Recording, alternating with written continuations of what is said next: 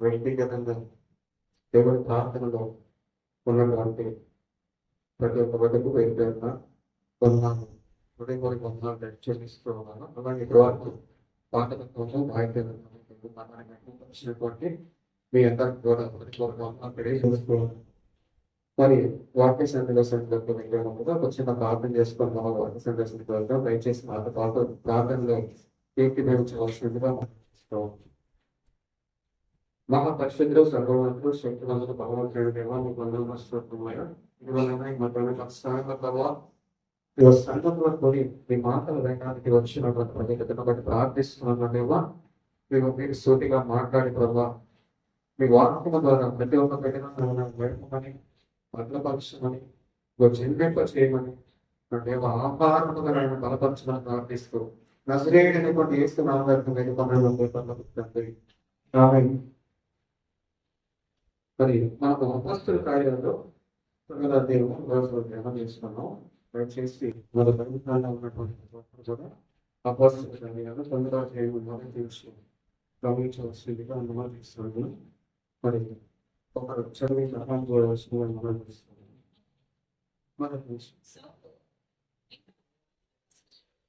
సౌలు ఇంకను ప్రభు యొక్క శిష్యులను బెదిరించుటైనో హత్య చేయటైనో తనకు ప్రాణాధారమైనట్టు ప్రధాన యాజకుడి యొద్దకు వెళ్ళి ఈ మార్గమందు పురుషులనైనను స్త్రీలనైనను కనుగొనినైనను వారిని బంధించి యెరూషలేమునకు తీసుకొని వచ్చుటకు దమస్కులోని సమాజంలో వారికి పత్రికలేమని అడిగను. అతడు ప్రయాణం చేయొచ్చు దమస్కు దగ్గరకు వచ్చినప్పుడు అకస్మాత్తుగా ఆకాశం నుండి ఒక వెలుగు అతని చుట్టూ ప్రకాశించను. అప్పుడు అతను నేల మీద పడి సౌలా సౌలా నీవేళ నన్ను హింసించుచున్నావని తనతో ఒక స్వరము పలుకుట వినను. చాలండి, 4 వచనాలు చదువుకున్నాము.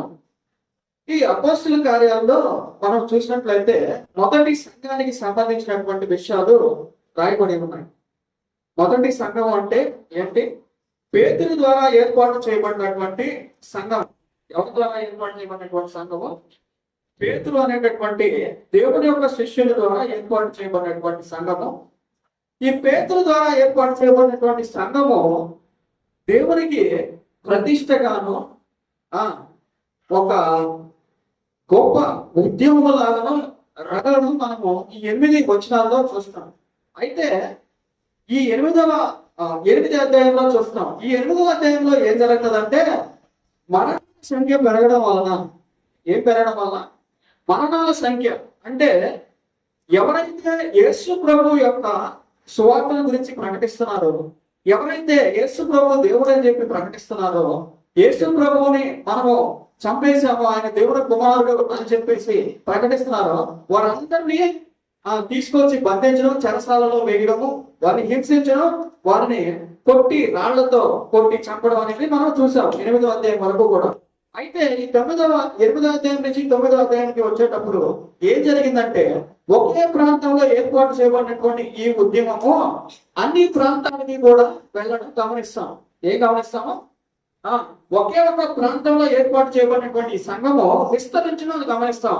ఏ ప్రాంతాలకు విస్తరించిందంటే చుట్టుపక్కల ఉన్నటువంటి అనేక ప్రాంతాలకి వాళ్ళు చెదిరిపోవడం. ఎందుకు వీళ్ళు చెదిరిపోవాల్సి వచ్చింది అంటే సౌలు అనేటటువంటి ఒక అధికారి గట్టిగా ప్రతి ఒక్కరిని కూడా మందలించడంతో పాటు ప్రతి ఇంటికి వెళ్ళడము, దేవుని సువార్త చెప్పేటటువంటి వాళ్ళు ఈ ఇంట్లో ఉన్నారా అని చెక్ చేయడము, అలాగే ఉన్నటువంటి వారిని తీసుకొచ్చి కొట్టి రాళ్లతో సమాజ మందిరంలో నిలబెట్టడం, ఇలాంటి సన్నివేశాలన్నీ కూడా జరుగుతూ ఉండడం మూలంగా వీళ్ళు ఏకముగా ఒక దగ్గర కూడుకొని దేవునికి ప్రార్థించడం కానీ, లేదంటే ఏకముగా ఒక దగ్గర కూడుకొని ఆ దేవుని యొక్క సువార్తల గురించి ప్రకటించడం కానీ ఆపేసి ఏం చేశారంటే ఒక్కొక్కరు ఒక్కొక్క ప్రాంతానికి చెదిరిపోవడం చూస్తాం మనం.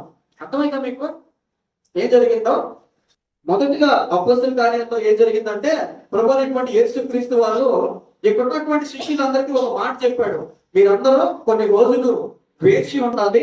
మీరు వేచి ఉన్న తర్వాత పరిశుద్ధాత్మ దేవుడి యొక్క శక్తిని మీరు పొందుకున్న తర్వాత మీకు పరిశుద్ధాత్మ దేవుడు ప్రకటిస్తాడు ఎక్కడికి వెళ్ళాలి అనేటటువంటి విషయాన్ని చెప్పి ఆయన ఆకాశానికి ఆరోహణమై వెళ్ళిపోయిన తర్వాత కొద్ది రోజుల తర్వాత పరిశుద్ధాత్మ దేవుడి యొక్క ఆ యొక్క జ్వాల లాంటి అగ్ని లాంటి ఒక శక్తి వారిని కమ్ముకోవడము, వారు రకరకాల భాషలలో మాట్లాడటము, అనేక మందికి బాప్తిస్మాలు ఇవ్వడం అనేటటువంటి కార్యక్రమాన్ని మనం చూస్తాము.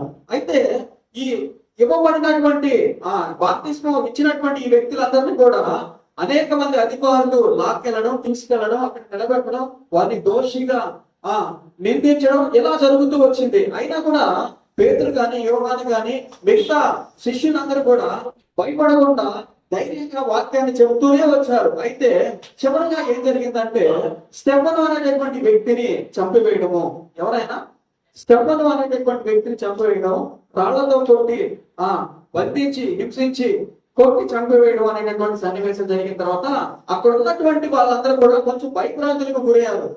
ఎక్కడ ఉన్నటువంటి వాళ్ళు ఏ సంఘాన్ని వాళ్ళ యొక్క బంగారము, వెండి, నాణ్యాలు, వాళ్ళకు ఉన్నటువంటి ఆస్తులు, వాళ్ళకు ఉన్నటువంటి మొత్తం చేతిలో ఏదైతే ఉందో మొత్తం అమ్మి కట్టారో, ఏర్పాటు చేశారో, ఆ సమయంలో ఉండేటటువంటి వ్యక్తులందరూ కూడా భయభ్రాంతులకు గురయ్యారు. అర్థమవుతుందా మీకు? అక్కడ ఉన్నటువంటి ప్రతి వ్యక్తి కూడా ఎవరంటే పటిష్టమైనటువంటి వ్యక్తి. ఈ సంఘంలో ఏర్పాటు చేయబడినటువంటి ప్రతి వ్యక్తి కూడా ఎలాంటి వ్యక్తి అంటే వాళ్ళకి ఉన్న ఆస్తిని మొత్తం అమ్మేశారు.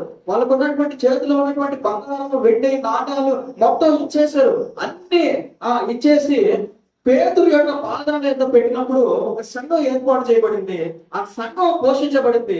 ఇది ఒరిజినల్ సంఘం. ఎవరైతే డూప్లికేట్ పర్సన్స్ ఎవరైతే ఉన్నారో ఈ సంఘంలో వీళ్ళందరూ కూడా మరణించడం జరిగింది. ఎవరైతే ఈ సంఘాన్ని మోసం చేయాలని చూసారో వాళ్ళందరూ కూడా మరణించడం జరిగింది. ఇలా ఏర్పాటు చేయబడినటువంటి ఒక పటిష్టమైనటువంటి సంఘాన్ని మనం అపోస్తలుల కార్యాల్లో చూస్తాం. ఇలా నిర్మించబడినటువంటి ఒక గట్టి సంఘాన్ని మనం చూస్తాం. అయితే ఈ సంఘం మీదకి దాడి జరగడం, ఆ దాడిని ఖండిస్తూ కొంతమంది ఏం చేశారంటే మేము దేవుని సువార్తను మాత్రం ప్రకటించడం ఆపము, మేము మీతో పాటు వస్తామని కొంతమంది. మరి కొంతమంది ఏం చేశారంటే ఇప్పుడు ఉన్నటువంటి పరిస్థితిని బట్టి మనము కొద్ది రోజులు దేవుని యొక్క సువార్తను ఈ ప్రాంతంలో ప్రకటించకుండా వేరే ప్రాంతాలకు వెళ్ళి ప్రకటిద్దాము అని కొంతమంది నిర్ణయం తీసుకొని వేరే ప్రాంతాలకు వెళ్ళిపోవడం జరిగింది. అయితే ఈ సందర్భంలో సౌలు అనేటటువంటి వ్యక్తి మాత్రము కంటిన్యూగా సెర్చింగ్ ఆపరేషన్ అనేది ఆపలేదు. ఎవరు యేసు ప్రభువు గురించి ప్రకటిస్తున్నారు, ఎవరు యేసు ప్రభు యొక్క సువార్తల గురించి వివరిస్తూ ఉన్నారు, ఎవరు యేసు ప్రభు యొక్క మాటల గురించి ప్రకటిస్తూ ఉన్నారు అని చేసినటువంటి కార్యాల గురించి ఇంకా గుర్తు చేసుకుంటూ ఉన్నారు అని ఆయన ప్రతి ఒక్క గ్రామాన్ని సందర్శిస్తూ ప్రతి ఒక్క ఇంటిని వదలకుండా ఎంక్వైరీ చేసుకుంటూ ప్రతి ఒక్క ఇంటికి వెళ్ళి మీకు యేసు ప్రభువుకి సంబంధం ఉందా, ఆయన మాటల గురించి మీరు ఏమైనా ప్రకటిస్తున్నారా అని అనేక మందికి వివరించిన తర్వాత ఇంకా ఆయన ఒక్కడే పని చేయలేక ఏం చేశాడంటే ఈ రెండవ వచనంలో చెప్పబడినట్లుగా కొన్ని కరపత్రాలు ఏర్పాటు చేశాడు. ఏం చేశాడు? ఏం ఏర్పాటు చేశాడు? కొన్ని పత్రికలు లాంటి చిన్న కరపత్రాలను ఏర్పాటు చేసి ఇవి తీసుకెళ్లి సమాజ మందిరంలో అక్కడక్కడ ఇవ్వడము, అతికించడము, లేకపోతే అక్కడ ఉన్నటువంటి సమాజ మందిరంలో ఉండేటటువంటి ఆ యొక్క పెద్దవాళ్ళు ఉంటారు కదా, అక్కడ ఏర్పాటు చేసేటటువంటి వాళ్ళందరికీ కూడా ఇవ్వడము. ఈ విధంగా ఎవరైనా కనుక వచ్చి యేసు ప్రభు గురించి కనుక చెప్పినట్లయితే వెంటనే నాకు సమాచారాన్ని తెలియజేయండి. ఈ విధంగా ఎవరైనా కనుక యేసు ప్రభు అనేటటువంటి వ్యక్తి దేవుని కుమారుడు అని కనుక చెప్పినట్లయితే వెంటనే నాకు సమాచారాన్ని అందించడం అని చెప్పేసి కొన్ని పత్రికలను తీసుకొని అక్కడికి పంపించడం జరిగింది. అయితే ఇలా జరుగుతున్నటువంటి సందర్భంలో ఒకానొక రోజు ఒక ప్రాంతం నుంచి మరొక ప్రాంతానికి ఈయన వెళుతూ ఉన్నప్పుడు ఆకాశం నుంచి ఒక భయంకరమైనటువంటి వెలుగు, ఎలాంటి వెలుగు అంటే మానవులు చూడలేనంత భయంకరమైనటువంటి వెలుగు ఈయన్ని దర్శించడం జరిగింది. ఒకసారి చూస్తారా, అక్కడ ఒక శబ్దం కూడా మనం వింటూ ఉంటాము. ఆ శబ్దం ఏంటంటే సౌలా సౌలా నీ మీద నన్ను హింసించుచున్నావు అని కనుక ఒక స్వరము పలుకుట వినను. చూడండి, ప్రభు అయినటువంటి యేసుక్రీస్తు వారి యొక్క సువార్తకు వ్యతిరేకంగా ఏర్పాటు చేయబడినటువంటి కార్యక్రమంలో పాలిభాగస్తుడిగా ఉన్నాడు. ఎవరు? సౌలు అనేటటువంటి వ్యక్తి దేవుని యొక్క సువార్తని తుడిచివేయడానికి, దేవుని యొక్క మాటల గురించి ప్రకటించకుండా ఆపివేయాలి అనేటటువంటి ఒక గొప్ప సన్నాహమైనటువంటి ఒక కార్యక్రమాన్ని ఆయన మైండ్ లో పెట్టుకొని నడుస్తూ ఉన్నటువంటి వ్యక్తి సౌలు. అయితే ప్రభువైనటువంటి యేసుక్రీస్తు వారు కనుక తలుచుకుంటే నిజంగా దేవుడి యొక్క కుమారుడు ఈయన మీద కనుక ఒక భయంకరమైనటువంటి కోపాన్ని కనుక చూపించి ఉన్నట్టయితే సౌలు ఏమైపోతాడంటే మసి ఒక్కైపోతాడు, గాల్లో కలిసిపోతాడు, పౌడర్ లాగా అయిపోతాడు. నిజంగా అంత భయంకరమైనటువంటి శక్తి కలిగినటువంటి వ్యక్తి అయినప్పటికీ కూడా ఏం చేస్తున్నాడంటే సౌలుతో మాట్లాడడానికి ప్రయత్నం చేస్తున్నాడు. ఎవరితో మాట్లాడడానికి? సౌలు అనేటటువంటి ఈ అధికారితో మాట్లాడడానికి ప్రయత్నం చేస్తున్నాడు. ఎలా మాట్లాడుతున్నాడో తెలుసా? సౌలా సౌలా, సౌలా సౌలా. చూడండి ఎంత ఎంత క్లియర్ గా మాట్లాడుతూ ఉన్నాడో చూసారా? ఎందుకంటే సౌలుతో మాట్లాడడానికి ఎందుకు ప్రయత్నం చేస్తున్నాడు అంటే, యేసు ప్రభువు ఇక్కడ సౌలు అనేటటువంటి వ్యక్తి ఎవరు ఈయన అనేటటువంటిది ఫ్యూచర్ పాస్ట్ టెన్స్ నే, జరగబోయేటటువంటి విషయాన్ని, జరగబోయినటువంటి విషయాన్ని రెండింటినీ కూడా ఒకేసారి చూడగలిగినటువంటి వ్యక్తి అయినా ఎవరు? ప్రభు అనేటువంటి యేసుక్రీస్తు వారు. ఎలాంటి వ్యక్తి అయినా జరగబోయేటటువంటి విషయాన్ని, అంటే సౌలు ఫ్యూచర్ లో ఏమవుతాడు, సౌలు భవిష్యత్తు ఏంటి, సౌలు దేవుని కోసం పనిచేసేటటువంటి ఒక గట్టి పునాది వేసేటటువంటి, ఆయన సువార్తకి అన్ని ప్రాంతాల్లో పునాది వేసేటటువంటి అటువంటి ఒక గట్టి మనిషిగా ఫ్యూచర్ ఆయనకి కనబడుతుంది. ఎవరికి? దేవునికి కనబడుతుంది. అలాగే ఆయన చేసినటువంటి ఆ మర్డర్స్ అన్ని కూడా ఆ పాస్ట్ టెన్స్ లో, ఆ గతంలో ఆయన చంపినటువంటి వ్యక్తుల యొక్క ఆత్మలో ఆయన దగ్గర కూర్చొని ఉన్నాయి. చూడండి ఎంత ట్రాజడీ సన్నివేశం చూసారా? సౌలుతో మాట్లాడుతూ ఉన్నాడు, సౌలా సౌలా నీవేళ నన్ను హింసించుచున్నావు. చూడండి ఇలా మాట్లాడుతూ ఉంటే సౌలు హృదయం కదిలిపోయింది. భయంకరమైనటువంటి ఒక వెలుగు ఆ మార్గంలో తటస్థించినప్పుడు ఆ మనిషి కళ్ళు కూడా కనిపించట్లేదు. ఎవరు మాట్లాడుతూ ఉన్నారు నాతో, ఎవరు నన్ను పిలుస్తున్నారు, ఈ పిలుపు నన్ను ఎక్కడో తాగుతూ ఉంది, నా హృదయాన్ని తడుతూ ఉంది. ఈ పిలుపు, ఈ భయంకరమైనటువంటి ఈ వెలుగులో నుంచి వస్తూ ఉన్నటువంటి పిలుపు ఎవరిది? చూడండి, ప్రభు అనేటువంటి యేసుక్రీస్తు వారైతే సౌలుని చాలా నెమ్మదిగానే పిలుస్తూ ఉన్నాడు. ఒక ప్రేమ లాంటి ఒక ప్రేమతో కూడినటువంటి పిలుపు లాగా ఉంది. అది భయంకరమైనటువంటి బెదిరింపు లాగా లేదు, అది భయంకరంగా అరిచినట్టుగా లేదు. అది సౌలా సౌలా నీవేళ నన్ను హింసించుచున్నావు. చూడండి, ఒక పరిచయమైనటువంటి వ్యక్తితో మాట్లాడినట్టుగా, బాగా క్లోజ్ గా ఉన్నటువంటి వ్యక్తితో మాట్లాడినట్టుగా, బాగా రోజు మాట్లాడుకుంటూ ఉన్నటువంటి వ్యక్తితో మాట్లాడినట్టుగా ఉంది ఆ మాట. చూడండి, మనం కొంచెం ముందుకు వెళ్ళి కనుక గమనించినట్లయితే దేవుడు బైబిల్ గ్రంథంలో ఏం రాపించాడంటే, ఆయన నేను నీ తల్లి గర్భంలో నేను నిన్ను నిరూపించబడక మునిపే నేను నిన్ను ఎరిగి ఉన్నాను. ఇప్పుడు ఎవరిని ఎరిగి ఉన్నాడు దేవుడు? సౌలుని ఎరిగి ఉన్నాడు. సౌలుని పంపించినటువంటి వ్యక్తి భూమి మీదకి ఆయనే. సౌలుని నిర్మించుకున్నటువంటి వ్యక్తి ఆయనే. ఆయన చేతుల ద్వారా ఆయనకి ఇష్టం వచ్చినట్లుగా ఆయన ప్రేమతో సౌలు అనేటటువంటి ఒక వ్యక్తిని ఏర్పాటు చేసుకొని భూమి మీదకి పంపించుకున్నాడు. అయితే సౌలు గతాన్ని మర్చిపోయాడు. ఏ గతాన్ని మర్చిపోయాడు? నేను ఏర్పాటు చేయబడినటువంటి వ్యక్తిని, దేవుని ద్వారా నిర్మించబడినటువంటి వ్యక్తిని, దేవుని యొద్ద నుంచి పంపబడినటువంటి వ్యక్తిని, దేవుడు ప్రేమతో నన్ను ఏర్పాటు చేసుకున్నాడు అనేటటువంటి గతం పోయింది మధ్యలో. వెంటనే దేవుడు గుర్తు చేస్తూ ఉన్నాడు. ఏమని గుర్తు చేస్తున్నాడు? సౌలా సౌలా నీవేళ నన్ను హింసించుచున్నావు. ఎవరు ఈ సౌలు అంటే, దేవుని ద్వారా నడిపించబడినటువంటి వ్యక్తి, దేవుని ద్వారా భూమి మీద పంపబడినటువంటి వ్యక్తి. చూడండి, కొంచెం ముందుకు వెళ్ళి కనుక చూసినట్లయితే యోహాను, బాప్తిస్మం ఇచ్చు యోహాను అనేటటువంటి ఒక వ్యక్తి గురించి మనము చదువుకుంటాము. ఆ బాప్తిస్మం ఇచ్చు యోహాను అనేటటువంటి వ్యక్తి ఎవరంటే, ఆయన కూడా ఒక దేవుని రాక కోసం, దేవుని ఏర్పాటు కోసం పంపబడినటువంటి ఒక వ్యక్తి. చాలా క్లియర్ గా బైబిల్ గ్రంథంలో తెలపబడుతుంది యోహాను గురించి. ఏమనంటే, దేవుని యొక్క మార్గాన్ని సరళము చేయడానికి ఏర్పాటు చేయబడినటువంటి ఒక వ్యక్తి. ఎవరో? యోహాను అనేటటువంటి వ్యక్తి. ఇంకా కనుక చూసినట్లయితే కొంతమంది ప్రవక్తలు ఆయన్ని అరణ్యములో కేక వేయి ఒకని శబ్దం అన్నట్టుగా ఆయన గురించి ప్రవచించడం అనేది మనం చూస్తూ ఉంటాం. అలాగే ఈ యొక్క పౌలుగా మార్చబడినటువంటి ఈ సౌలు అనేటటువంటి వ్యక్తి కూడా దేవుని ద్వారా ఏర్పాటు చేయబడినటువంటి వ్యక్తి. అయితే ఇప్పటి వరకు దేవుడు సౌలుని దర్శించలేదు. ఇప్పటి వరకు దేవుడు సౌలుకి చెప్పినటువంటి పంపించినటువంటి ఆ మార్గాన్ని ఆయన గుర్తు చేయలేదు సౌలుకి. ఏం గుర్తు చేయలేదు? సౌలు భూమి మీదకి పంపించబడినటువంటి ఆ నిర్దిష్టమైనటువంటి పని ఏంటి అనేటటువంటి విషయం ఆయనకి గుర్తు చేయబడలేదు. అయితే దేవుడు ఇప్పుడు జ్ఞాపకం చేసుకుంటూ ఉన్నాడు సౌలుని. చూస్తారా? కిందకు వచ్చి చదువుతారండి 6వ వచనం నుంచి. 6వ వచనం నుంచి చదవండి. లేచి పట్టణంలోనికి వెళ్ళుము, అక్కడ నీవు ఏమి చేయవలెనో అది నీకు తెలుపబడునని చెప్పాను. చూడండి చూడండి, గుర్తు చేస్తూ ఉన్నాడు. ఏంటి గుర్తు చేస్తున్నాడు అంటే, నువ్వు ఏం చేయాలి అనేటటువంటి పని నీకు సూచించబడుతుంది. నువ్వు లేచి పట్టణంలోనికి వెళ్ళిము. చూడండి, మొత్తం ఏదైతే అడ్డుగా ఉందో దేవునికి పౌలికి మధ్య ఏది అడ్డుగా ఉందే, ఆ శరీరము అనేటటువంటి ఒక అడ్డు అనేది ఉంది. ఎవరికి మధ్య? ఆత్మకు తెలుసు. ఎవరికి తెలుసు? ఆత్మకు తెలుసు. ఏం తెలుసు? దేవుడు ఎవరో తెలుసు, ఎక్కడి నుంచి వచ్చారో తెలుసు, ఎక్కడికి పోవాలో తెలుసు, ఎలాంటి మార్గాన్ని మనము ఈ యొక్క లోకంలో సెలెక్ట్ చేసుకోవాలి. ఆత్మ ఎప్పుడు సిద్ధంగా ఉంటది, ఆత్మ ఎప్పుడు రెడీగా ఉంటది. కానీ శరీరం ఏం చేస్తూ ఉంటది అంటే, శరీరం ఎప్పుడు దూరం చేస్తూ ఉంటది. శరీరం మధ్యలో నిలబడి దేవునికి మానవుని యొక్క ఆత్మకు మధ్యలో ఒక అడ్డుకోటలా నిలబడి మనల్ని వేరు చేస్తూ ఉంటుంది. అయితే సౌలికి ముందు శరీరాన్ని డిస్టర్బెన్స్ ఏదైతే శరీరంలో ఏదైతే వ్యతిరేకంగా సౌలికి పనిచేస్తుందో ముందు ఆ శరీరాన్ని ఆపాడు. శరీరానికి ముఖ్యమైనటువంటి అవయవం ఏంటంటే కళ్ళు. ఏంటి శరీరానికి ముఖ్యమైనటువంటి అవయవం? కళ్ళు. చూపు అనేది కనుక లేకపోతే ఏ దాని మీద ఇంట్రెస్ట్ రాదు, ఏది కనిపించదు, ఎవరు ఏం చేస్తున్నారో కనపడదు, ఎక్కడికి వెళ్ళాలో తెలియదు, ముందుకు వెళ్ళాలో వెనక్కి వెళ్ళాలో తెలియదు, ఏం చేయాలో తెలియదు. మొత్తం శూన్యం అయిపోతుంది, మొత్తం చీకటి అయిపోతుంది. ఇప్పుడు ఏమైపోయింది? మధ్యలో ఉన్నటువంటి దేవునికి సౌలికి మధ్యలో ఉన్నటువంటి శరీరం అనేది స్టాప్ అయిపోయింది. ఈ శరీరం పనిచేయడం అనేది ఆగిపోయింది. ఎందుకంటే చూపు ఆగిపోయింది.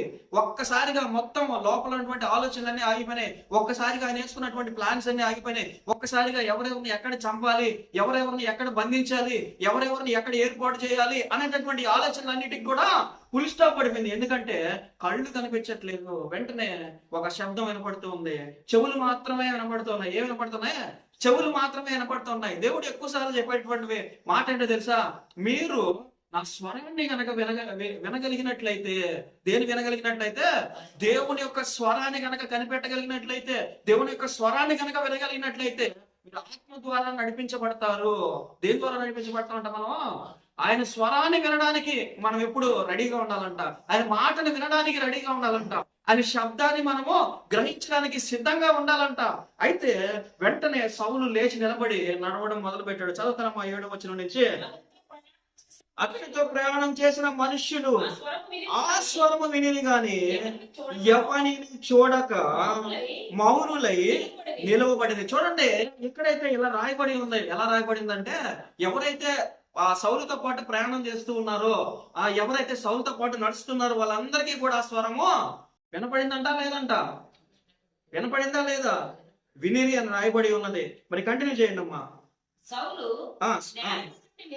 సౌలు నేల మీద నుండి లేచి కనులు తెరిచినను ఏమి చూడలేకపోయాను కనుక వారు అతని చేయి పట్టుకొని దమస్కులోనికి నడిపించిరి. అతడు 3 దినములు చూపు లేక అన్నపానములేమీ పుచ్చుకొనక ఉండేను. చూడండి, శరీరానికి కావాల్సింది ఏంటి? ముఖ్యంగా శరీరం బలంగా ఉండాలంటే ఏం కావాలి? ఆహారం కావాలి. ఇప్పుడు ఏం జరిగింది? 3 దినాలు శరీరం బలహీనం అయిపోయింది. ఎందుకు బలహీనం అయిపోయింది శరీరం అంటే, ఆహారం లోపలికి వెళ్ళలేదు. ఇప్పుడు శరీరం తగ్గిపోతే లోపల ఉన్నటువంటి ఆత్మ ఏమవుతుంది? బలం పుంజుకుంటది. ఈ రెండింటికి వ్యతిరేకంగా పనిచేస్తుంటాయి. శరీరానికి ఆత్మ, ఆత్మకి శరీరం ఎలా పనిచేస్తుంటే వ్యతిరేకంగా పనిచేస్తూ ఉంటది. ఎప్పుడైతే మన శరీరాన్ని బాగా పుష్టిగా బలంగా తయారు చేస్తాం, ఆత్మ సైలెంట్ అయిపోతుంది. ఎప్పుడైతే మన శరీరాన్ని నలగొట్టుకుంటూ, శరీరాన్ని చురుకుగా పెట్టుకుంటూ, శరీరాన్ని లైట్ వెయిట్ తో పెడతామో వెంటనే చురుకుగా మైండ్ పనిచేస్తుంది. కరెక్ట్ గా మనం పనిచేయడానికి కానీ, ఆలోచించడానికి కానీ, నిద్ర నుంచి టక్కన లేవడానికి కానీ, నడవడానికి కానీ, ఇదంతా కూడా బాడీ అంతా కూడా ఏమైపోతుంది? ఫాస్ట్ గా అయిపోతుంది, యాక్టివేట్ అయిపోతుంది. అలాగే ఇక్కడ కూడా ఏం జరిగిందంటే, శరీరం అణచిపెట్టబడింది, శరీరం కొట్టబడింది, శరీరము నలగొట్టబడింది. ప్రభు అనేటువంటి యేసుక్రీస్తు వారైతే శరీరాన్ని అసలు జీరోకి తెచ్చేశాడు. ఎలా తెచ్చేశాడు? శరీరానికి తలకి ముళ్ళ కిరీటము, శరీరానికి భయంకరమైనటువంటి మేకులు లేకుండా, భయంకరంగా కొట్టబడుతూ, నలగొట్టబడుతూ, శరీరానికి అసలు వాల్యూ లేకుండా ఎలా చేశాడు ఆయన? శరీరాన్ని బాగా కంట్రోల్ చేయగలిగాడు. శరీరాన్ని తొక్కేశాడు, శరీర ఆశలను తొక్కేశాడు. నేత్రాశ, జీవపడము, శరీరాశ, నేత్రాశ, జీవపడము అనేటటువంటి ఈ విషయాలను ఆయన సిలువలో తొక్కేసి చూపించాడు. ఎలా బ్రతకాలి మనిషి, ఎలా నిలబడాలి మనిషి, ఎలా లోపల ఉన్నటువంటి ఆత్మనే బయటికి తీసుకురావాలి అనేటటువంటి విషయాలన్నీ కూడా ఆయన చూపించాడు. ఇప్పుడు ఈ 3 దినాల వరకు కూడా ఈ సౌలు అనేటటువంటి వ్యక్తికి ఏమైంది? శరీరము పాస్ అయిపోయింది. తర్వాత 10వ వచనం నుంచి చూస్తారా?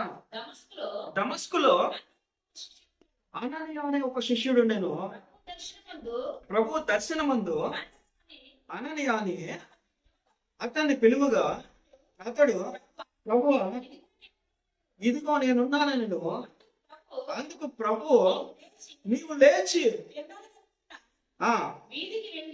వీధికి వెళ్ళి యూద అను వారి ఇంటి తాసువాడైన సౌలు అను వాని కొరకు విచారించుము.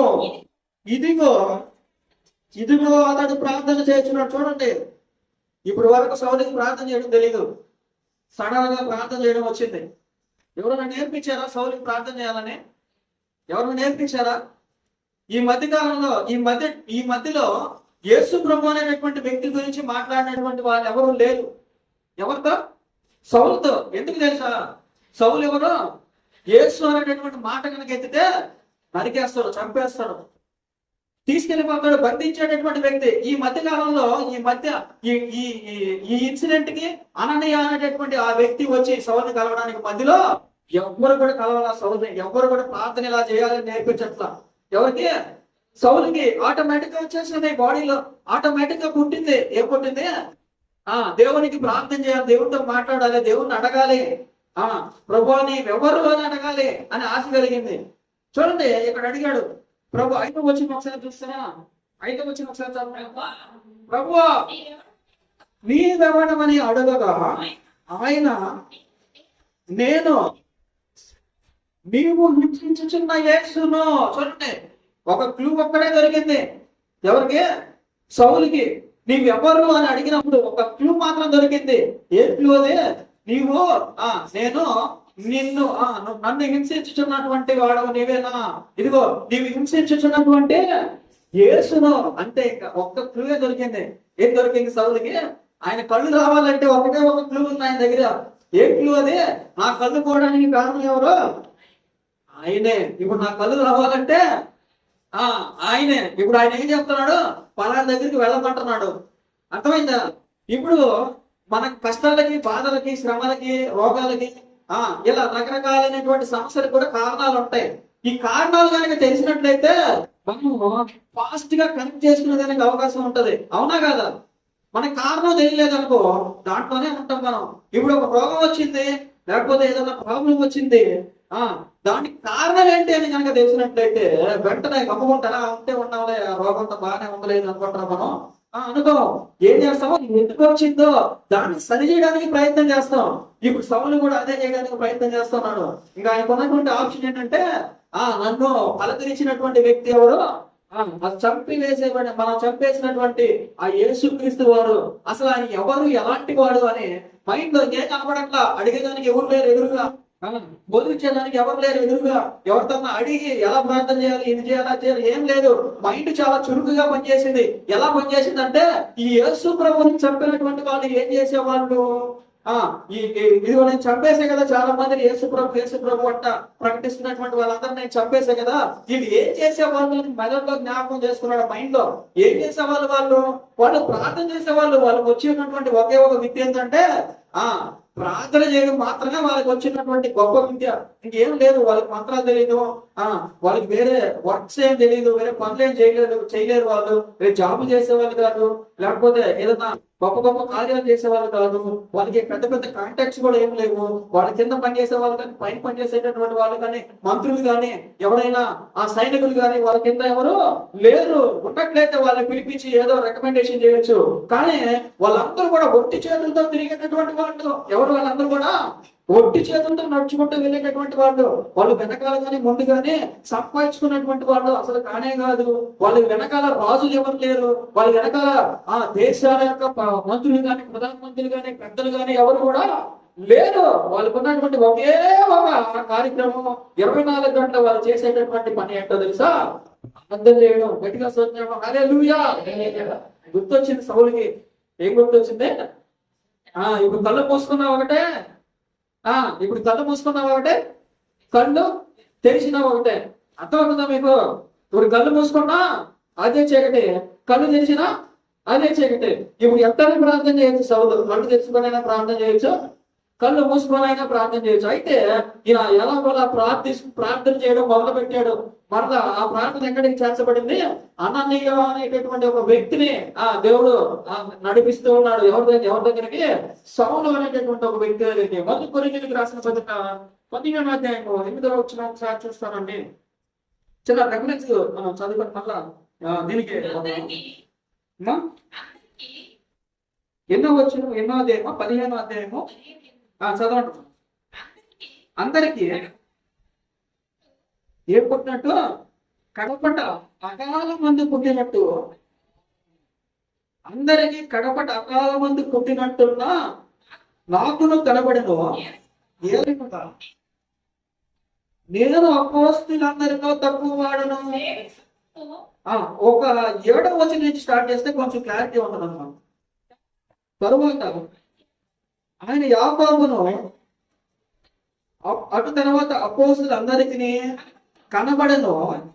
అందరికి కడపట అకాల మందు పుట్టినట్టున్న నాకును కనబడదు. ఎవరు కనబడ్డారంట ఆయనకి? ఎవరు కనబడ్డారంట ఆయనకి? చెప్పాలి మీరు ఇప్పుడు. ఎవరు కనబడ్డారు ఈయనకి? కొంచెం ముందుకు కనుక వెళ్ళినట్లయితే ఎవరెవరు కనబడ్డారంట? యాకోబుకును అటు తర్వాత అపోస్తులందరికీ కనబడ్డారు. ఎవరు కనబడ్డారు? చెప్పండి గట్టిగా. దేవుడు కనబడ్డాడు. ఎవరు కనబడ్డాడు? యాకోబుకును మరియు అపోస్తులందరికీ కనబడినట్టుగా చివరగా అల్పుడునైనటువంటి నాకును. చూడండి, మీరు కనుక గమనించినట్లయితే యేసు ప్రభు వారు బతుకున్నాడా? ఈయన మారేటప్పుడు బతుకున్నాడా? పౌలు గారు ఈ దమస్కులో మార్గంలో నడిచేటప్పుడు యేసు ప్రభు బతుకున్నాడా? లేదు. యేసు ప్రభు చనిపోయి తిరిగి లేచి వెళ్ళిపోయేటప్పటికే. అయినప్పటికీ కూడా పౌలుకి దర్శనం ఇస్తున్నాడు. ఎవరు? ఎందుకు దర్శనం ఇస్తున్నాడు అనేది ఆయన ఇక్కడ ఒక క్లారిటీ ఇస్తున్నాడు. ఎందుకు దర్శనం ఇచ్చాడు నాకు? నేను అపోస్తలుల్లో కూడా కలపబడినటువంటి వాడనైనటువంటి చివరి వాడను. ఎవరంటే ఆయన బాగా అర్థం చేసుకుంటే ఇంకొకసారి చదువుతారా? అదే వచ్చినమా? అందరికీ కడపట అకాల మంది పుట్టినట్టున్న నాకును. ఎట్ట పుట్టాడంటే ఈయన కడపట అకాల ముందు. అకాలము అంటే ఏంటి చెప్పాలి ఇప్పుడు మీరు. అకాలం అంటే ఏంటి? అకాలం అంటే కరెక్ట్ గా చెప్పాలి ఆన్సర్ మీరు. ఇప్పుడు పంట వేసారు మీరు. కాలం కాని కాలం తెలుగులో కాలం కాని కాలం అంటే ఏంటి? ఇప్పుడు ఒక పంట వేసారు మీరు. పంట వేసేటప్పుడు వర్షాలు పడాలా? పంట కోతకు వచ్చినప్పుడు ఏం పడాలా? ఏముండాలా? ఎండ ఉండాలా? ఒకవేళ పొరపాటు వర్షం పడింది అనుకో ఏమంటాం మనం? అకాల వర్షం. ఇక్కడ యాక్చువల్ గా ప్లాన్ చేయబడినట్టు కాకుండా, అంటే ఎప్పుడో ఈయన మారుండాలి. చెప్పాలంటే ఎప్పుడు మారుండాలి? అపోస్తలులోనికి ఈయన పౌలు అనేటువంటి ఆయన సరైనటువంటి కాలంలోనే మారుండాల. ఏ కాలంలో? యేసు ప్రభు ఎన్నుకున్నటువంటి కాలంలోనే. ఎప్పుడైతే పేతురు గాని యోహాను గాని ఆయనతో ఉన్నటువంటి శిష్యులు గాని దేవుని యొక్క సువార్తను ప్రకటించారో మిద్ది మీద నుంచి దిగి వచ్చి అప్పుడే మారుండాల. ఎవరు? పౌలు. లేదా యేసు ప్రభు వారు స్వస్థతలు చేస్తూ, చనిపోయినటువంటి వారిని లేపుతూ, చనిపోయినటువంటి వారిని బ్రతికిస్తూ, భయంకరమైనటువంటి రోగాలతో ఉన్నటువంటి వారికి స్వస్థతలు చేకూర్చుకున్నప్పుడే మారుండాలా. ఈయన మారుండాలనుకుంటే ఎప్పుడు మారుండాలా? ఆ కాలంలోనే మారుండాలా. కానీ ఈయన ఏ కాలంలో మారాల్సి వచ్చింది? ఆ కాలము కానిటువంటి కాలంలో మారాల్సి వచ్చింది. దాన్ని కూడా జ్ఞాపకం చేస్తూ ఇట్లా అకాలం ముందు పుట్టినటువంటి వాడునై ఉన్నాను నేను. ఎప్పుడు పుట్టాడినా? పుట్టడం అంటే ఏంటి? ఇక్కడ పుట్టడం అంటే ఏంటి? తిరిగి జన్మించడం. అంటే ఏంటి?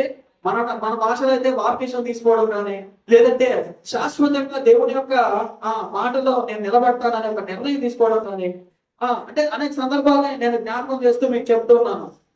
దేవుని యొక్క మాటలు నేను ఒప్పుకున్నాను, ఈయనే నిజమైనటువంటి దేవుడు అని మనసుని గట్టిగా మార్చుకోవడం. ఏ రోజైతే జరగతుందో, కొంతమంది చర్చికి వస్తుంటారు కానీ మనసులు మారు, కొంతమంది బాప్టిజం తీసుకుంటారు కానీ వాళ్ళ యొక్క హృదయం అలాగే ఉండిపోతుంది. వాళ్ళు ఇంకా జన్మించలేదు, ఇంకా వాళ్ళు నిద్రిస్తున్నటువంటి స్థితిలోనే ఉన్నారు, ఇంకా వాళ్ళు పాపం స్థితిలోనే ఉన్నారు అని బైబిల్ గ్రంథం చెప్తూ ఉంది. ఎప్పుడైతే వాళ్ళు నిజంగా ఏదో ఒక రోజు మార్పు చెంది, ఏదో ఒక రోజు నిజమైనటువంటి దేవుడు ఈయనే అయినప్పటికీ ఇదిగో బాప్టిజం తీసుకున్నాను కానీ, ఇన్ని రోజుల నుంచి నేను చర్చికి వస్తున్నాను కానీ, ఇన్ని రోజుల నుంచి దేవుని మాటలు వింటున్నాను కానీ ఎలాంటి భయంకరమైనటువంటి సన్నివేశం ఇప్పుడు వరకు నాకు ఎప్పుడు జరగలేదు. ఓకే, నేను తీసుకున్నటువంటి నిర్ణయం కరెక్టే, నేను చేసినటువంటి పని నిజమే, ఈయన నా నిజమైనటువంటి దేవుడని మార్పు చెందినటువంటి వాళ్ళు అనేక మంది ఉన్నారు. ఎలా మార్పు చెందినటువంటి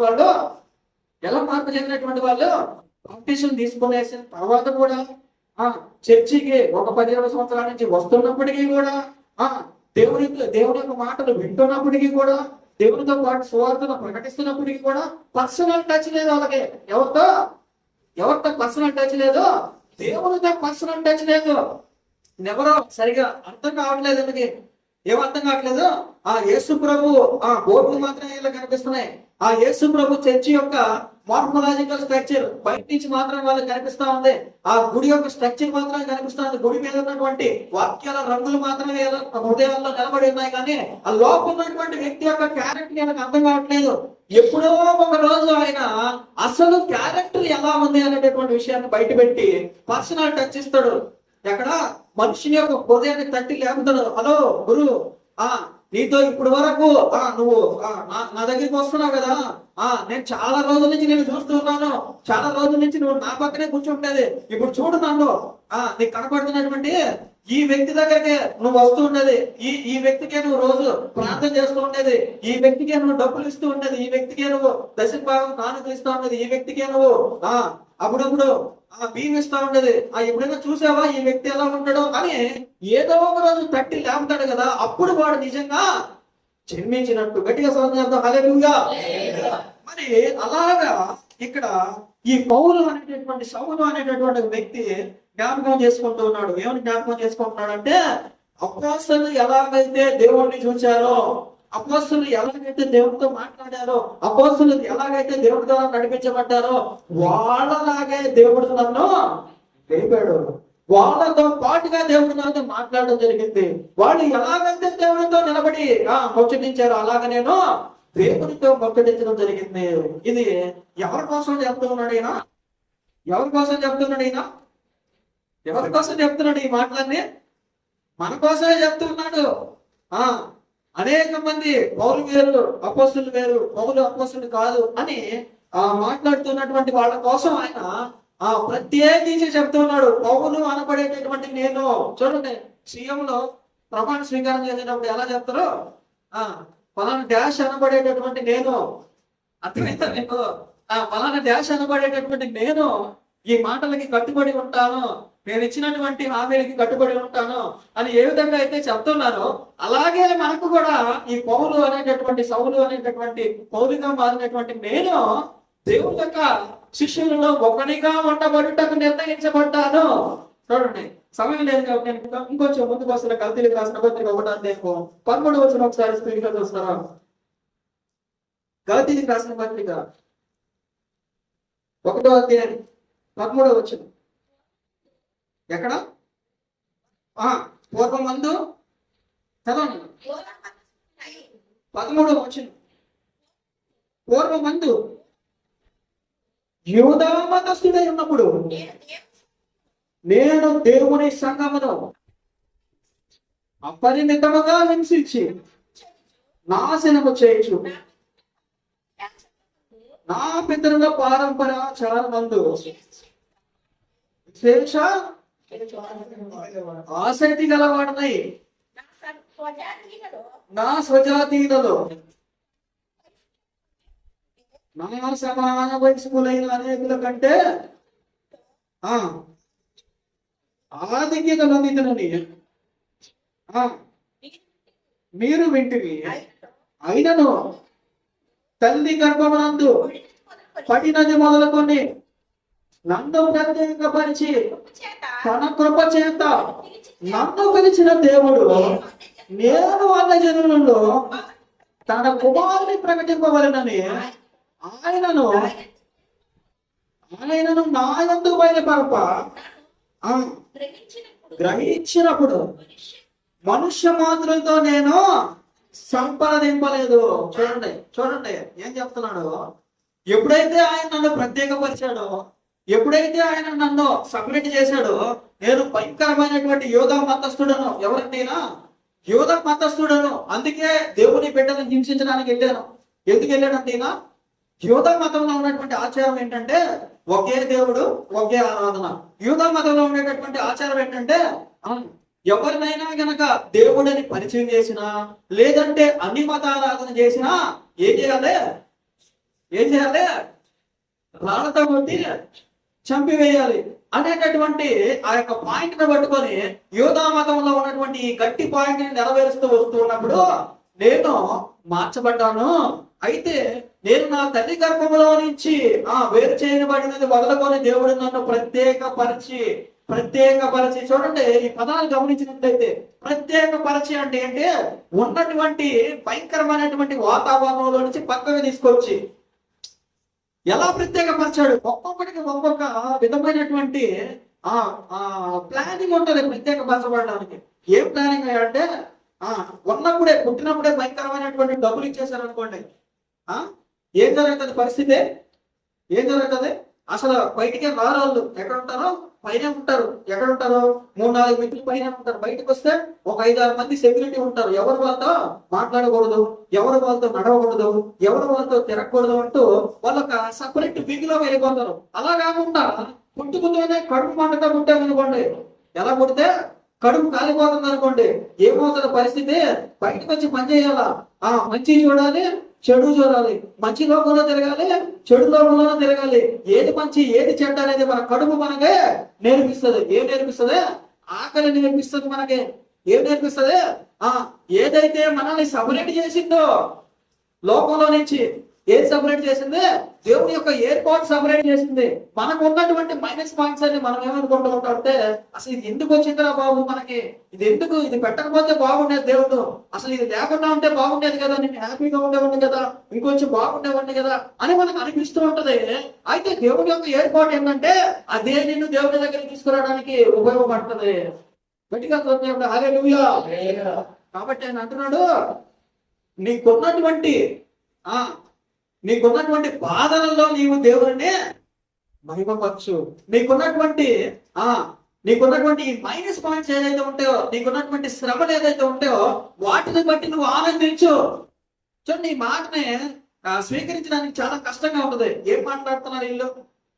బాధల్లో ఏంటి ఆనందించేది, శ్రమలలో ఏంటి సంతోషించేది, దుఃఖాలలో ఏంటి సంతోషం, పిచ్చా ఈయనకి ఏమన్నా అనిపిస్తుంది. కానీ ఆ దుఃఖాలు ఏం చేస్తున్నాయంటే దేవునికి దగ్గరగా తీసుకొస్తున్నాయి.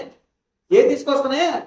ఎక్కడో మాసిపోయినటువంటి ఆ కంటికి కనిపించినటువంటి ఆ స్వరాన్ని క్లియర్ చేస్తున్నాయి. ఏదో మసకగా కనిపిస్తున్నటువంటి ఆ స్వరాన్ని, ఆ స్వరూపాన్ని మనకి క్లియర్ చేస్తున్నాయి.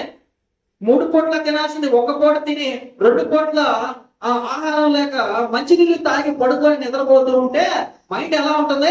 అదిగో అక్కడెక్కడో నిలబడి దూరంగా ఉన్నటువంటి ఆ యొక్క స్వరూపాన్ని క్లియర్ గా మనకి కనిపించేటట్టుగా చేస్తున్న మన పరిస్థితి. అవునా? నిజం ఇది. దేవుని కోసం నువ్వు అనేక ప్రాంతాల్లో తిరిగావు. ఎందుకు? నీ రోగం బాగవ్వాలని. ఇది ఒక వ్యక్తి కోసం ఎతికావు, నువ్వు ఎతకతానే ఉన్నావు ఇప్పటికీ కూడా. దేనికోసం? నీకు ఉన్నటువంటి ఈ పరిస్థితిని బాగు చెయ్యాలనేటటువంటి తపన నీలో పుట్టిందే. ఎందుకోసం?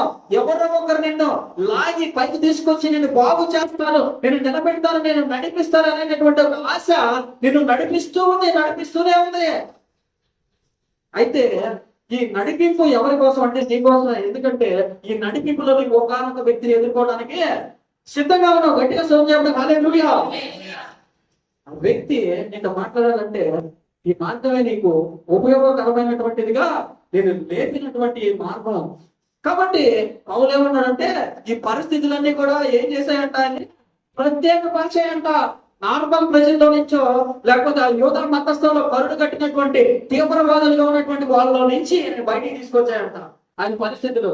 కాబట్టి ఆయన పైకి లేచి నిలబడి దేవుని కోసం నడవడం మొదలు పెట్టాడు.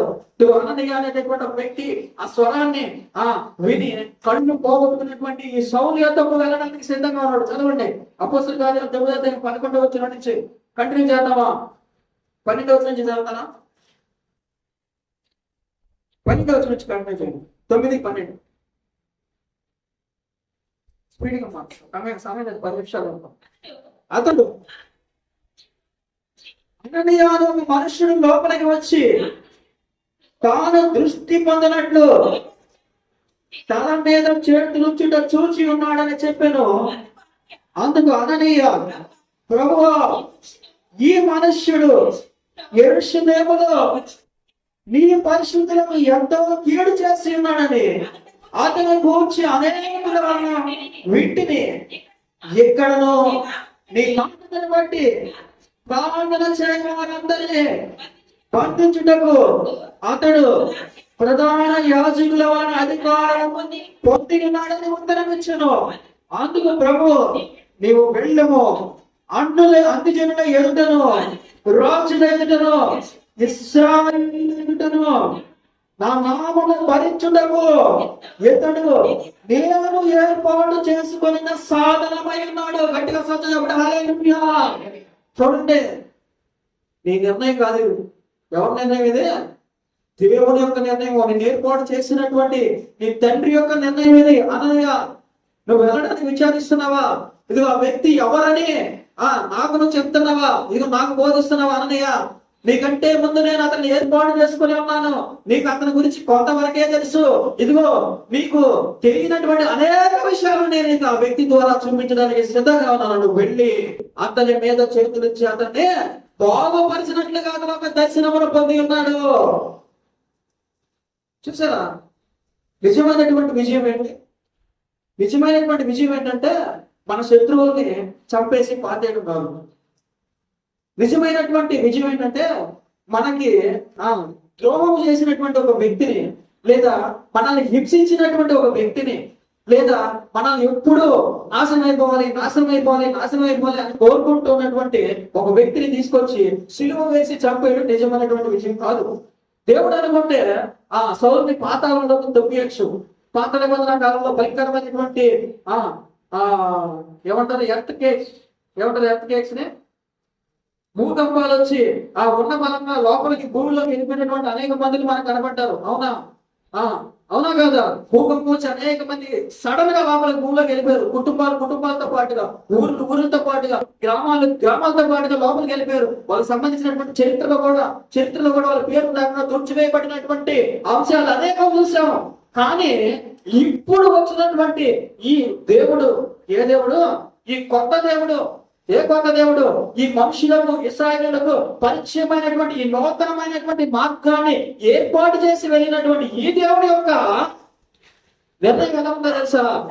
ఏ నోటితో అయితే దేవుని బిడ్డలను దూషించాడో ఆ నోటితో సువార్తను చెప్పించేటటువంటి ఏమంటారు దాన్ని? ప్రతీకారం. మన భాషలో చెప్పాలంటే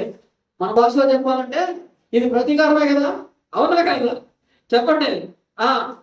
ఏ చేతులతో అయితే అనేక మందిని పొడిచి చంపేశాడో, ఏ చేతులతో అయితే అనేక మందిని రాళ్ళతో కొట్టించి లాక్కెళ్ళి సమాధి కూడా లేకుండా మాయం చేశాడో, అదే చేతులతో దేవుని యొక్క గ్రంథాన్ని పట్టుకుని ఊరూరంగా తిరిగి అదే చేతులతో, అదే నోటితో దేవుని యొక్క మాటలను గురించి రివర్స్ లో చెప్పడం. ఏ ప్రాంతాల్లో తిరిగి దేవుణ్ణి నోటితో కూడా మీరు పలకకూడదని చెప్పారు, అదే ప్రాంతాల్లోకి వెళ్ళి ఏ చేతులతో అయితే క్రిస్టియానిటీ గురించి తొక్కియాలని చెప్పి చూశాడు, అదే చేతులతో దేవుని యొక్క మాటలు చెప్పించడమే నిత్యమైనటువంటి విజయము. గట్టిగా అననీయ, నువ్వు అనుకున్నావేమో ఈ సౌలు అనేటటువంటి వ్యక్తి చంపేస్తాడు, సౌలు అనేటటువంటి వ్యక్తి ఏదో పైలాగా పంపబడ్డాడేమో, ఏదో ఒక కొత్త వ్యక్తి లాగా బయట నుంచి వచ్చి కనులేనట్టుగా యాక్ట్ చేసి ఎవరైనా వస్తే వాళ్ళ గురించి విచారణ చేసి తీసుకెళ్లిపోతాడని చెప్పేసి మీరేమన్నా అనుకుంటున్నారేమో. కానీ నీ దగ్గరకు పంపబడినటువంటి ఈ వ్యక్తి నా సాధనమై ఉన్నాడు అని చెప్పేసి చివరిగా ఆయన గురించి చెప్పబడినటువంటి మాటలు మనకి కనిపిస్తాయి. ఇంకొక 2 వచనాలు స్పీడ్ గా చదువుతారమ్మా, ముగించుకున్నాం. మనకి 5 to 10 minutes లోపలే సమయం. ఇతడు నా నామము కొరకు ఎన్ని శ్రమలను అనుభవింపవలెనో నేను ఇతనికి చూపుదునని అతనితో చెప్పెను. అననీయ వెళ్ళి ఆ ఇంట ప్రవేశించి అతని మీద చేతులుంచి, సౌలా సహోదరుడా, నీవు వచ్చిన మార్గములో నీవు కనబడిన ప్రభువైన యేసు నీవు దృష్టి పొంది పరిశుద్ధాత్మతో నింపబడినట్లు నన్ను పంపి ఉన్నాడని చెప్పాను. అప్పుడే అతని కనుల నుండి పొరల వంటివి రాలగా దృష్టి కలిగి లేచి పొందెను. తరువాత ఆహారం పుచ్చుకొని బలపడెను. చూడండి, ఈ అననీయ అనేటటువంటి వ్యక్తి దేవుడి మాట విన్నాడు. మనం వింటామా? మనమే ఇదే సిచ్యువేషన్ లో ఉంటే, ఇదిగో మీ ఇంటికి ఒక ఆయన వస్తున్నాడు రేపు ఉదయాన. ఆయన ఇప్పటికి ఒక 1000-2000 మటలు చేశాడు. ఆయన యేసు ప్రభు అంటే అసలు పడదు ఆయనకి. ఆయన ఎక్కడక్కడ చంపేస్తాడంట. కాకపోతే ఇప్పుడు కొంచెం కళ్ళు బాగాలేక రోజు నుంచి తిరుగుతున్నాడంట. నువ్వు వెళ్ళి ఆయన కళ్ళు బాగా చేస్తావని పోతున్నావు. ఇది కొంచెం కష్టంతో కూడుకున్నటువంటి పని. ఎందుకంటే ఈ సౌలు అనేటటువంటి వ్యక్తి 2000 మటలు చేశారని చెప్తున్నారు మీరు. ఇప్పుడు ఆయన కళ్ళు బాగోవడానికి ఏం తీసుకుంటాడు? మళ్ళీ కత్తి తీసుకుంటాడు. ఆ 2001వ వ్యక్తి నేను అవుతాను. కాబట్టి ఇంకెవరన్నా కొంచెం గట్టోళ్ళు ఉంటే నాకు కొంచెం ప్రార్థన తక్కువ. ఏం చెప్తున్నాను మనం? నాకు కొంచెం ప్రార్థన తక్కువ. ఎందుకంటే నేను 3 పూట తిండి తిని ప్రార్థన చేస్తున్నాను కాబట్టి నాకు ఎక్కువ శక్తి లేదు. నువ్వు ఎవరన్నా 1 పూట తిండి తిని లేదా 2 పూట తిండి తిని 3వ పూట అదే ఉపవాసంతో ప్రార్థన చేసే గట్టి మనుషులు ఎవరైనా ఉంటారేమో, ఎత్తుక్కుంటే మంచిది అని నేను నీకు సలహా ఇస్తున్నాను అని చెప్తారు. అవునా కాదా? గట్టిగా చెప్తాను. హల్లెలూయా. కానీ అనన్య ఎట్టున్నాడంటే, ఏదో ఒక కళ వచ్చేసింది, వెళ్ళిపోదాము, వెళ్ళి సహాయం చేద్దాము అని ఎందుకు అనుకోవాలి నేను అనుకోవట్లా. చూడండి, యోనా దగ్గరికి వెళ్ళి దేవుడు నువ్వు వెళ్ళి పలానా ప్రాంతంలో సువార్త చెప్పు అన్నప్పుడు యోనాకి ఏం అనిపించినాయి అంటే, ఇంతకు ముందు చంపేసినటువంటి ఆ ప్రాంతంలో చచ్చిపోయినటువంటి శవాలు జ్ఞాపకం వచ్చినాయి. ఏం జ్ఞాపకం వచ్చినాయి యోనాకి? ఇంతకు ముందు పలానా వ్యక్తులు వెళ్ళారు అక్కడికి, వాళ్ళందరూ శవాలై తిరిగి వచ్చారు. ఇప్పుడు నేను కూడా అక్కడికి వెళ్ళి శవమై తిరిగి రావడం నీకు ఇష్టమా? అక్కడ ఉండేటటువంటి మనుషులు మామూలు కాదు, నీకు ఇదంతా తెలిసి కూడా మళ్ళీ నువ్వు నన్ను అడిగి వెళ్ళమంటున్నావు అంటే తేడా నువ్వు అని నాకు అర్థం కావట్లేదు. సరే, నువ్వు ఏదో చెప్పావు కాబట్టి సువార్త చేయమని నేను అటు కాదులే ఇటు పక్కకి వెళ్తావని చెప్పేసి బయలుదేరాడు. అవునా కదా? ఇంట్లో ఉండలేక ఏం చేయలేక ఏదో చెప్పాడులే పెద్ద ఆయన, పోకపోతే అనుకుంటాడేమో, కాకపోతే ప్లేస్ ఒకటి మార్చుకుందాంలే. కొంతమంది ఇలాగే జీవిస్తూ ఉన్నారు. ఎలాగంటే, దేవుడు వాక్యం చెప్పమన్నాడు కాబట్టి మనం వాక్యం చెప్పి వచ్చేస్తే సరిపోతులే, అక్కడ ఉండేటటువంటి వాటితో మనకేం సంబంధంలే, అక్కడ జరిగేటటువంటి వాటితో మనకేం సంబంధంలే, అక్కడ ఉండేటటువంటి వాటిని మనం ఎందుకు పూసుకోవడము, మన పని ఏదో మనం చూసుకొని వచ్చేస్తే సరిపోతులే అనేటటువంటి ఆలోచనలో అనేక మంది ఉన్నాం. అయితే దేవుడు ఏమన్నాడంటే, నీకు ఏది చెప్పానో దాన్ని మొత్తం నిర్ణయించవలసినటువంటి వాడుగా నువ్వే ఉన్నావు. నీకు ఏదైతే నేను మొదటి నుంచి చివరి వరకు ఎక్స్ప్లెయిన్ చేశానో దాంట్లో నువ్వు మార్చుకోవడానికి నీకు వీల్లేదు, దాంట్లో సర్దుబాటు చేసుకునేటటువంటి వీలు నీకు కనిపించట్లేదు. నేను కంప్లీట్ గా ఏదైతే నీతో మాట్లాడానో అదంతా నెరవేర్చే వరకు కూడా నేను వదిలిపెట్టను. పాటలుంటాయి, పాటలు మంచి భక్తులు మంచి పాటలు వేసారు, సమయం ఈసారి పాడతాను. మరి ఇలా ఈ అననీయ అనేటటువంటి వ్యక్తి ధైర్యంగా వెళ్ళి, సౌలా నా సహోదరుడా, చూడండి ఈ డైలాగ్ చూసారా ఎంత ప్రేమిగా ఉందో చూసారా? సౌలా నా సహోదరుడు, లోపలే ఉంది ఈ సౌలు భయంకరమైనటువంటి హంతకుడు, భయంకరమైనటువంటి బందిపోడు దొంగల కంటే భయంకరుడు. అయినప్పటికీ వెళ్ళి హత్తుకొని, సౌలా నా సహోదరుడా, ఎక్కడ సహోదరుడు కాదా? ఎక్కడ సహోదరుడు? అన్నయ్య సహోదరుడా? లేదు, సహోదరుడు కాదు అన్నయ్యకి. కాబట్టి దేవుడి యొక్క మాట విలువ, దేవుడి యొక్క మాటకి ఇచ్చినటువంటి విలువ అన్నయ్య ఎలా ఉందంటే చాలా ఎక్కువగా ఉంది. మారిపోయాడు సౌలు. అన్నయ్య సౌలు ఇప్పుడు చచ్చినటువంటి పాములాగా ఉన్నాడు. అన్నయ్య నువ్వు వెళ్ళి ఆ సౌలు కనుక తాకినట్లయితే అతను మనకు ఉపయోగపడతాడు. ఎలాంటి కార్యాలు నువ్వు చూసావో దానికి వ్యతిరేకంగా ఆశ్చర్యపడేటటువంటి కార్యాలు నేను సౌలు ద్వారా చేయించుకోవడానికి సిద్ధంగా ఉన్నాను, నువ్వు వెళ్ళి మాట్లాడినట్లయితే పని జరుగుతుంది అని చెప్పినప్పుడు అన్నయ్య వెనకంచి వేయకుండా వెళ్ళి సౌలుతో మాట్లాడినట్టుగా మనం చూస్తాము. మరి అననీయ ద్వారా పరిశుద్ధాత్మ శక్తి ఎవరిలోనికి వచ్చింది? ఎవరిలోనికి వచ్చింది? సౌలు ద్వారా వచ్చింది. చూడండి, ఇక్కడ ఒక చిన్న లాజిక్ చెప్పి మీకు నేను కంప్లీట్ చేస్తాను, సమయం కంప్లీట్ అయిపోయింది కాబట్టి. అనేక మంది అపోస్తులు అనేటటువంటి వ్యక్తుల దగ్గరికి వెళ్ళి పరిశుద్ధాత్మ శక్తిని పొందుకున్నట్లుగా మనకి బైబిల్ గ్రంథంలో రాసి పెట్టబడి ఉంది.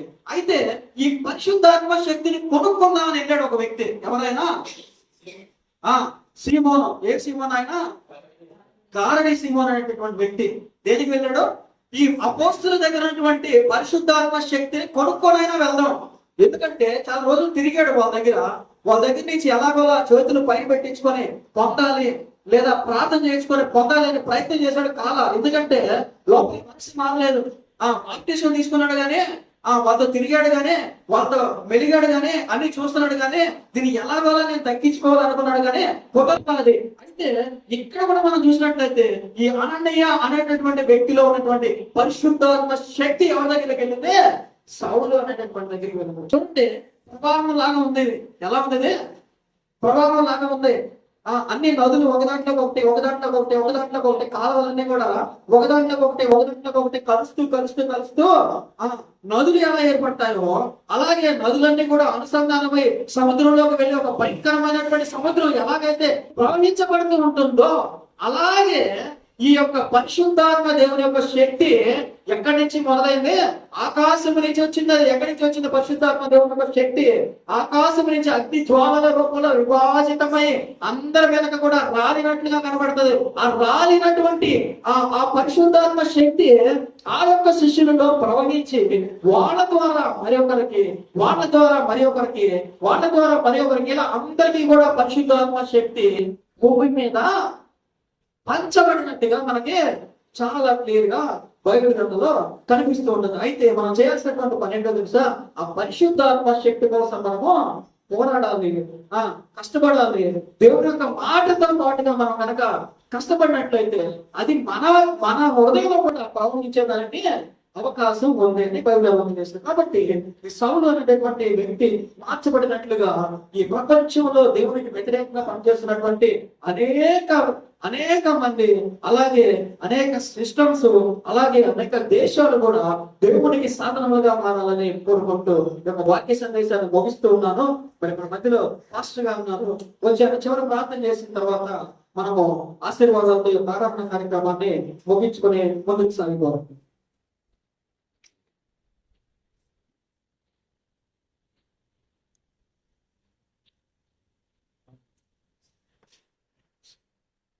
ప్రార్థన చేసుకుంటామండి. ఇంతవరకు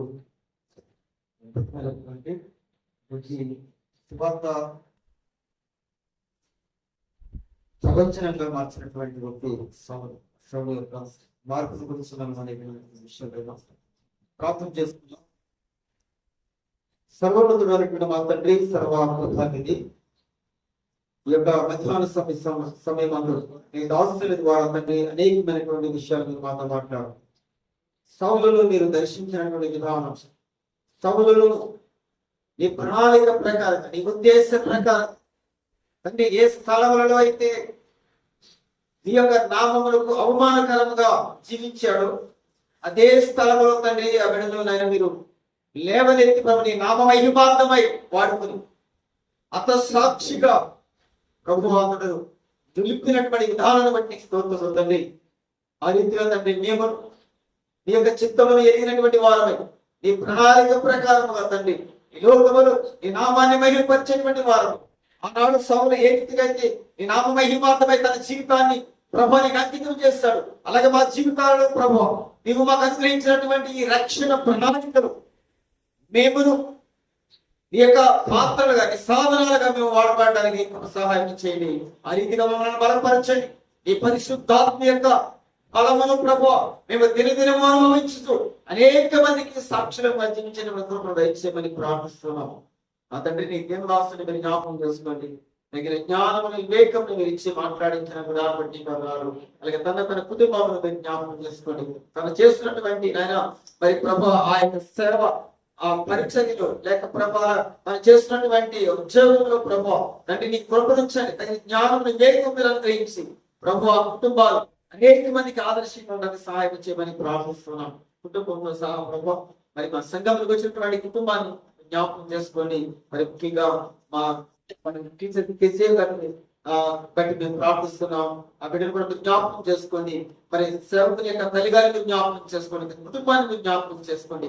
ఇంకా అనేక స్థితులుగా తండ్రి ఈ సేవలో వాడబడడానికి సహాయం చేయమని వింటున్నటువంటి అందరి జీవితాలు ప్రభువా మరి సౌలు లాంటి యొక్క సమర్పణ జీవితంలో ప్రభు కలిగినటువంటి వారు అయితే ముందు కొనసాగడానికి సహాయం చేయమని అంతవరకు నీ కృప ఆయన కనికరం ఉంచమని మా ప్రభువు రక్షకుడైన యేసుక్రీస్తు వారి అతి శ్రేష్టమైన నామములో వాడి వేడుకొనుచున్నాము తండ్రి. పర్లోక ప్రార్థన చేసుకుందాం. పర్లోక మందున మా తండ్రి, మీ నామం పరిశుద్ధపరచబడిన మీ ఆలోచన మీ చిత్తం పర్లోకమందు అలాగే నాకు కావాల్సిన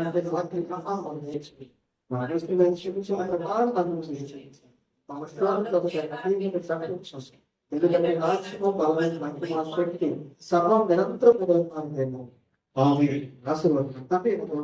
కుమారుడు యేసుక్రీస్తు వారి కృప పరిశుద్ధాత్మకమైన సహవాసం వారి కుటుంబం సామాజిక సంఘానికి ఆయన మాటలు పర్యంతరం వరకు సదాకాలంతో నిలిచి చేయడం